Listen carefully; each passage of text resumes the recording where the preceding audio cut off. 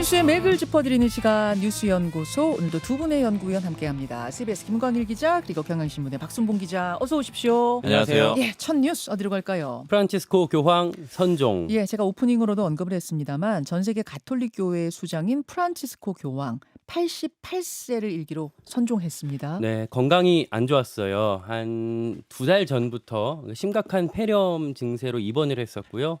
위험한 고비만 2번을 넘겼었습니다. 예.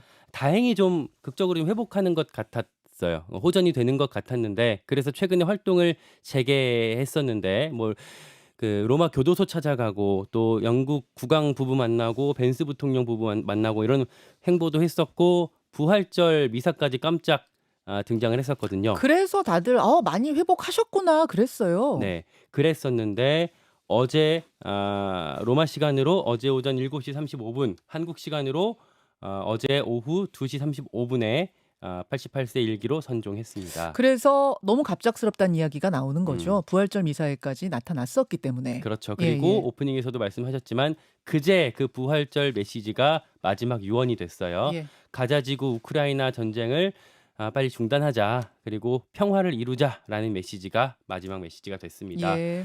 많은 사람들이 이렇게 애도를 하고 있는데 그럴 만한 이유가 좀 달랐습니다. 그러니까 종교를 떠나서 내가 뭐를 믿느냐를 떠나서 지금 프란치스코 교황의 선종에 대해서 다들 안타까워하는 이유가 있어요. 네, 애초 출신부터가 사실은 그 남미 아르헨티나에서 이민 노동자의 아들로 태어났고요. 그 자체 최초였어요. 유럽 교황이 아니라 예. 현장 활동을 중시하는 예수회 소속 성직자였습니다. 그리고 이제 12년 동안 재위했던 12년 동안 내내 이제 가난하고 소외된 곳들을 많이 찾았어요. 예. 성직자 범죄에 대한 사과, 그리고 가톨릭 교회 정화에 적극 나섰고 성소수자에 대한 포용을 강조하고 이런 행보들을 계속 펼쳐왔습니다. 우리나라랑도 특별한 인연이 있는데 2014년, 그러니까 즉위 1년 만이거든요. 네. 아시아 국가 중 첫 번째로 대한민국을 방문했었고요. 그때 사실은 세월호 참사로 이제 온 나라가 되게 힘들었던 시기였는데, 그리고 많이 갈라져 있던 시기였는데, 그때 광화문 광장으로 찾아와서 세월호 참사 유가족들을 거의 매일 만났습니다. 네, 네. 방한한 기간 동안. 그리고 노란색 리본을 달고 있었고, 그 당시 한국에 왔을 때 정치는 가난하고 소외된 자들을 위해서 존재해야 한다, 이런 메시지를 남겨서 큰 울림을 주기도 했었습니다. 네. 박순봉 기자. 네. 그 남미 출신 교황이었잖아요. 네. 그러니까 이게 예를 들자면은 미국에서 흑인 대통령이 나온다거나 아니면 여성 대통령이 이제 어느 나라에서 안 나오다가 나온다거나 그런 정도의 큰 의미가 있는 거거든요. 네. 그러니까 그 의미만큼 굉장히 많은 이제 파급력을 줬다라고 볼 수가 있고요. 그리고 이제 한국과의 인연을 좀 짚어드리면은 이제 한국인 추기경에 여태까지 4명이 배출이 됐거든요. 네. 그런데 그 중에 2명을 이 프란치스코 교황이 임명을 했습니다. 그리고 즉위 후에 아시아 첫 방문지로 한국을 찾았던 것도 굉장히 주목이 됐고, 사실 좀 안타까운 거는 2027년에도 방문을 하기로 했었어요. 왜냐면 2027년에 세계 청년대 개최지로 서울을 지목을 했거든요. 그렇군요. 그래가지고 오기로 돼 있었는데 이제 이렇게 그 선종하면서 이뤄지지 못하게는 좀 아쉬운 그런 상황들이 있었고요. 예, 예. 그리고 검소한 생활은 굉장히 몸에 많이 배어 있었는데 제일 좀 인상적이었던 거는 우리나라에 왔을 때도 그랬었는데 그때 소울이라고 해서 준중형 차량 있잖아요. 그 차량 소울 차량이요. 네. 예. 이걸 탔었고요. 그리고 작년에 싱가포르 방문했을 때도 아이오닉 5를 탔었거든요. 그러니까 이거는 사실 이제 한국인으로서는 한국에서 만든 차를 탄다라는 점도 의미가 있는데, 또 그보다도 이제 보통은 교황들이 방탄차를 타거든요. 그렇죠. 큰 차 큰 타죠. 차를 타는데 예. 이런 준중형 차를 계속해서 탄다라는 거, 이런 것들도 굉장히 좀 인상적인 지점이었습니다. 청렴한 성직자, 이렇게 기억이 되는 프란치스코 교황. 다른 성직자들이 좋은 차 타고 다니는 건 나는 마음이 아프다, 옳지 않다고 생각한다, 그렇게 밝히기도 했었어요. 예, 애도의 마음을 전하면서 두 번째 뉴스 넘어가죠. 피고인 윤석열 첫 공개. 내란 우두머리 혐의로 재판받고 있는데 어제 피고인석에 앉아 있는 모습이 처음으로 공개가 됐습니다. 네, 법정 내부 촬영이 허가가 됐어요. 그래서 재판 시작할 때 피고인석에 앉은 윤석열 전 대통령의 모습이 사진과 영상으로 처음 공개가 됐고요. 네. 저희 레인보우 유튜브로 보고 계신 분들은 지금 저 사진을 보실 수가 있을 겁니다. 처음 저 사진이 공개가 됐어요. 짙은 남색 정장 차림에 빨간색 넥타이 메고 들어왔죠. 예. 재판부가 입정할 때 원래 이제 재판의 일반적인 절차긴 하지만 일어서서 허리 숙여서 인사하기도 했고요. 예. 이 촬영은 그 재판 시작할 때 잠깐 촬영하고 이제 그 촬영 기자들이 빠졌거든요. 그 네네. 촬영이 마무리될 쯤에는 카메라 쪽을 쳐다보면서 살짝 미소를 보이기도 했습니다. 예. 그리고 윤석열 대통령 전 대통령 뒤쪽에 보시면은 김계리, 베이철 변호사도 앉아 있었고요. 음. 공개된 사진과 영상을 보면은 재판부의 지기현 판사 얼굴, 목소리도 같이 잡혀 있습니다. 저렇게 하고 이제 기자들은 촬영만 하고 빠진 거고 나머지 내용은 중계가 되진 않았는데요. 내용이 어떤 내용들이 있었다고 합니까? 가장 큰 게 어제 쟁점은 의원 끌어내라고 했던 지시 관련한 내용들이었어요. 주요 증인으로 조성현 수방사 1경비단장 그리고 김형기 특전사 1대대장이 증인으로 나왔거든요. 예. 조성현 단장 같은 경우에는 헌재에서 직권으로 채택한 증인이었었잖아요. 맞아요. 유일하게 헌재 재판관들이 나오시오 했던 증인. 네, 형사법정에서도 나와서 나 의원 끌어내라는 지시를 받았었다라고 얘기를 증언을 했고요. 그러니까 이 두 사람은 실무자들 중에 이제 지휘관급 이렇게 보면 되는 거죠? 네, 영관급 장교들이어서 예. 그런 이제 신문을 받았는데 어제 이 의원 끌어내라는 지시를 받았다라고 말하고 나니까 윤 전 대통령 그 변호인단에서 아니 의원을 끌어내라는 게 가능한 얘기냐라고 어떤 진술의 신빙성에 문제 제기를 했거든요. 네. 거기에 대해서 조성현 단장은 아니 나도 불가능한 지시를 왜 내린 건지 모르겠다라고 항변을 했습니다. 그리고 김형기 특전사 대대장 같은 경우에도 나도 의원 끌어내라는 지시를 곽종근 사령관으로부터 받았다라고 진술을 했는데 이분은 좀 특이한 이렇게 주목될 만한 얘기가 이 발언을 했어요. 어제. 저는 사람에게 충성하지 않습니다. 이게 이제 2013년에 윤 전 대통령이 국정감사장에서 맞아요. 국정원 댓글 사건 관련해서 이 발언을 하면서 유명해졌었잖아요. 네. 그 발언을 고스란히 맞은편에 윤 전 대통령한테 돌려줬습니다. 네. 이 계엄을 막았던 1등 공신 3인방이 최근에 화제거든요.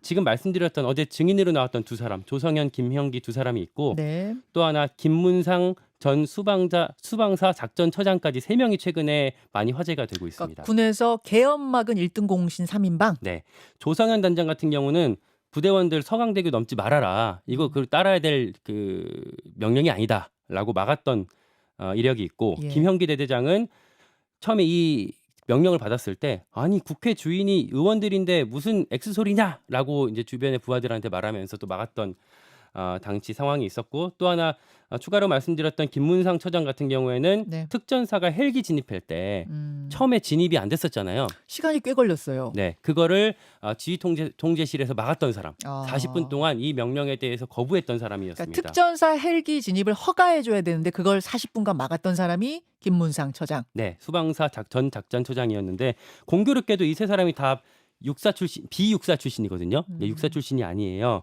조성현 같은 경우에 ROTC, 김형기 간부사관, 이분은 이제 병이나 부사관 출신으로 이제 진급한 거거든요. 네. 간부사관 그리고 김문상 삼사관학교 이렇게 셋 다 비육사 출신이기 때문에 비육사 출신이 뭐 나라를 구했다 뭐 이런 얘기들도 같이 들리고 있습니다. 자, 어제 재판 박순봉 기자는 어디에 주목하셨습니까? 말을 굉장히 줄였습니다. 맞아요. 첫 공판 때는 93분간 혼자서 얘기를 했거든요. 네. 그리고 특히 뭐 변호인이 얘기하는 거 오히려 맞고 본인이 얘기하고 그다음에 재판장 말도 뭐 제지하고 이런 상황들이 있어서 굉장히 앞으로 적극적으로 나서겠구나 이렇게 예측이 됐었는데 어제 상황은 완전히 정반대였습니다. 전체 6분간밖에 얘기를 안 했거든요. 그리고 굉장히 인상적인 장면들이 전해지는 거는 졸았다라는 거예요. 이게 지금 중계는 안 되고 그 안에 들어갔던 방청석에 앉아있던 사람을 통해서 지금 전원인 거잖아요. 그래서 네. 저는 그 졸았다라는 게 혹 눈을 이렇게 감고 있었는데 좋은 것처럼 보였다는 건지 아니면 누가 봐도 정말 꾸벅꾸벅 했다는 건지 좀 헷갈리더라고요. 그러니까 묘사된 내용을 보면 이제 꾸벅꾸벅하는 그런 모습들도 있고 그걸 넘어서 가지고 이제 고개가 떨어져 가지고 책상에 거의 부딪히기 직전까지 내려와서 확 깨고 뭐 요런 모습들도 있었다라는 거예요. 그러면 그거는 확실하게 좋은 건데요. 그렇죠. 그래서 지금 뭐 구 여권이나 아니면 이제 뭐 여당 예전 여당 뭐 국민의힘 쪽 얘기들을 좀 들어보면 두 가지 큰 반응들이 있는데 일단 첫 번째는 뭐 강철 멘탈이다. 어떻게 이 여유롭게. 중대한 재판을 두고 졸 수가 있느냐 이런 얘기들이 있고 사실 그리고 이전에도 보면은 그 탄핵 심판 과정에서 눈 감고 있었던 장면들이 많았거든요. 예. 근데 이제 그때 당시부터 제가 들었던 내용은 눈 건강에 안 좋다라는 거예요. 근데 당시에는 공개를 안 했던 게 이제 현직 어쨌든 현직 대통령이었기 때문에 그 건강상의 얘기들을 공개를 못 아, 했었거든요. 예. 근데 눈 건강이 많이 안 좋아서 한 번은 이제 구치소에 있다가 병원 간 적도 있었거든요. 이제 예. 그때도 눈 건강 관련된 얘기였다라고 하고 그래서 아마 일단은 이제 눈 건강이 안 좋은 거 그다음에 그럼에도 불구하고 졸기는 좀 쉽지는 않은 거잖아요. 그러니까 눈 건강하고 또 조는 문제는 별개 아닌가요? 그렇죠. 근데 사실 이제 눈을 많이 감고 아, 있었다라 감고 있다 그래요. 예. 눈을 계속 보니까. 감고 있고 그 구치소에서도 그런 얘기들이 있었거든요.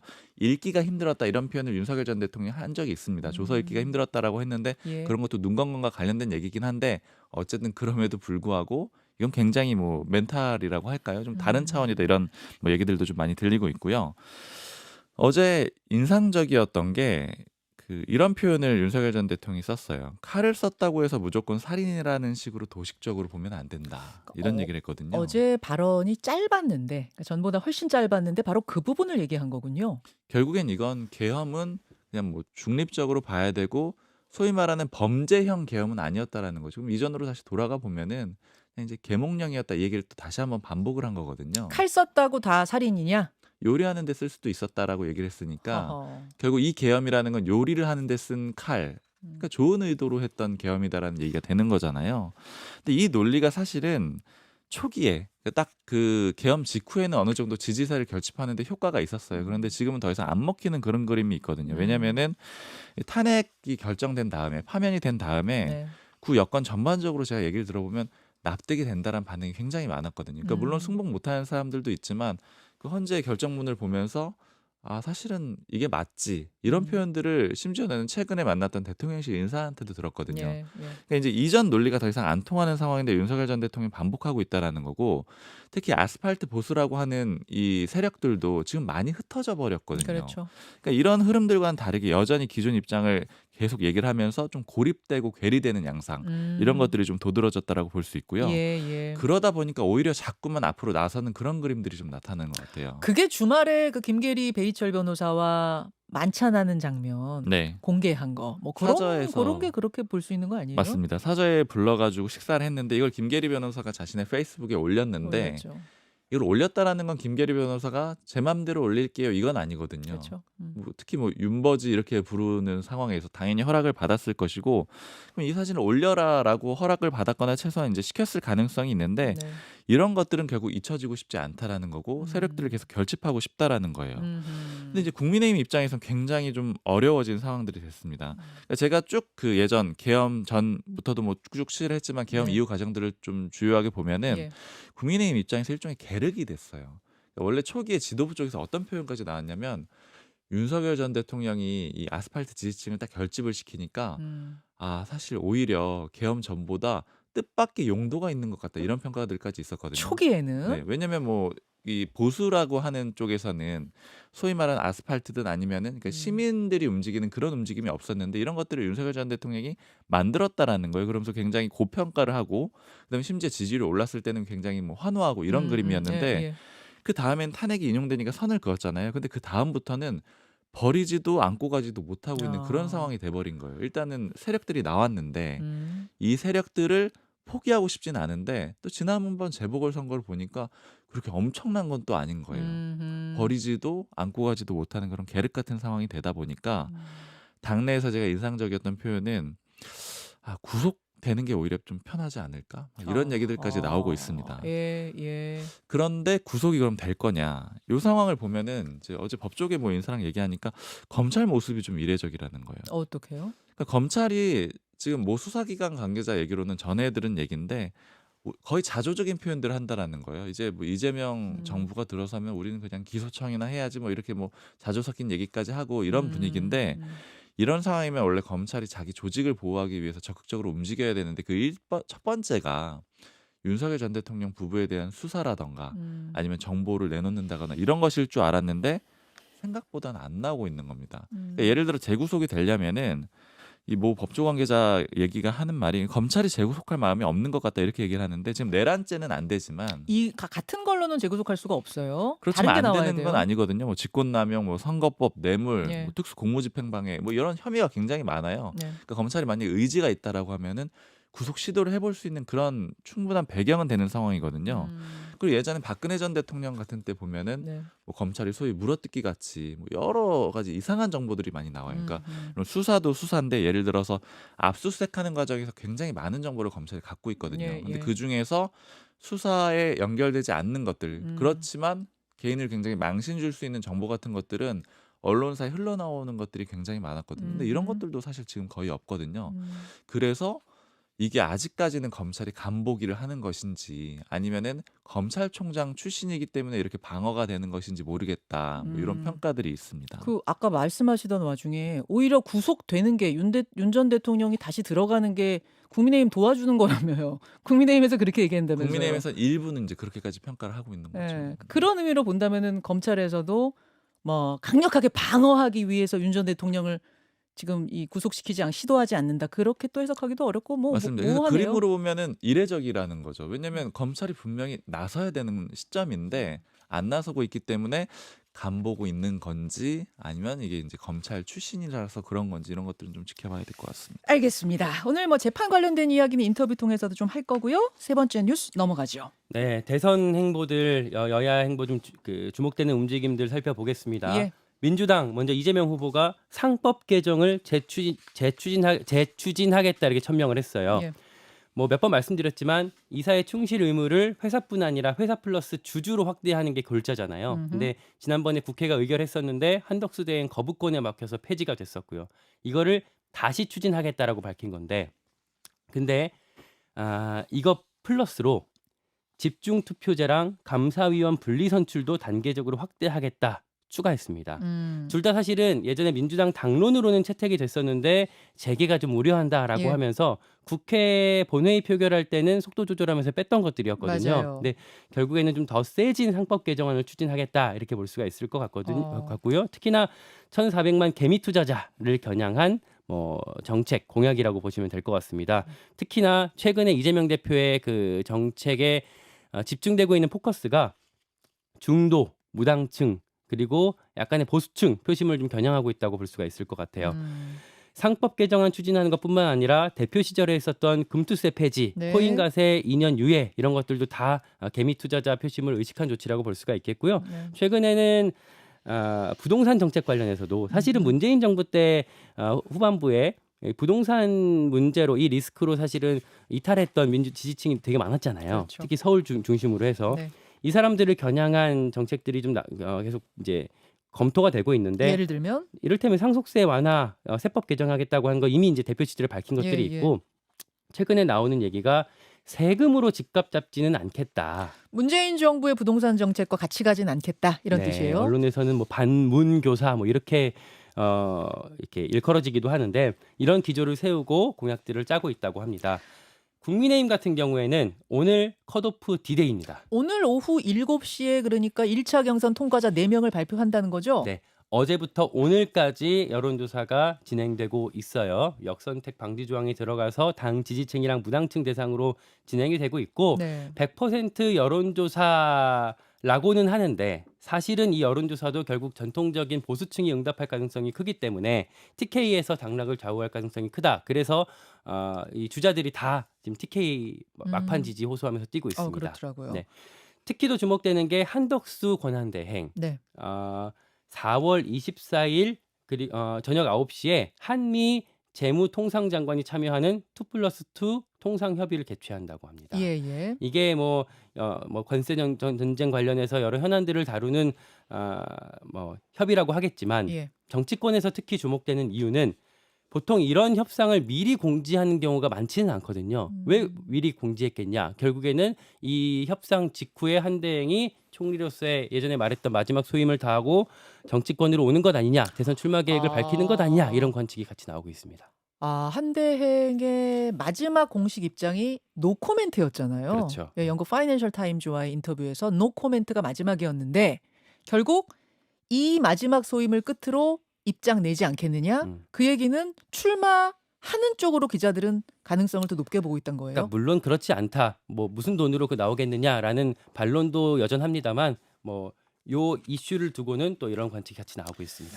그래요? 박순봉 기자 주목하신 부분은 어디입니까? 일단 방금 얘기하셨으니까 한덕수 권한대행 얘기부터 해보면은 예. 국민의힘 대선 경선의 변수 중에 하나가 됐습니다. 이게 왜냐하면 지금 당내에서 예측하는 거는 한동훈 대 김문수 아니면 한동훈 대 홍준표 이런 식으로 마지막에 후보가 남을 거라고 예측들을 많이 해요. 찬탄 후보 한 명, 반탄 후보 한 명, 네, 그런 1대1 될 식으로 거다. 좁혀질 거라고 예. 보는 거죠. 그러면 이제 김문수냐 홍준표냐 요 문제가 남는 거잖아요. 근데 지금 흐름 자체는 홍준표 후보한테도 갔다가 왔다가 합니다. 왜냐하면 이제 명태균 씨 관련된 논란도 있었다가 뭐 김문수 후보가 힘이 빠질 거다 이런 얘기들도 있는데 그러니까 반탄 후보 쪽에서. 네, 근데 예. 이게 왜 한덕수 권한대행이 변수가 되냐면은 예. 지금 예를 들어서 대표적으로 한덕수 권한대행하고 단일화해야 된다라고 주장하는 게 박수영 의원인데 네.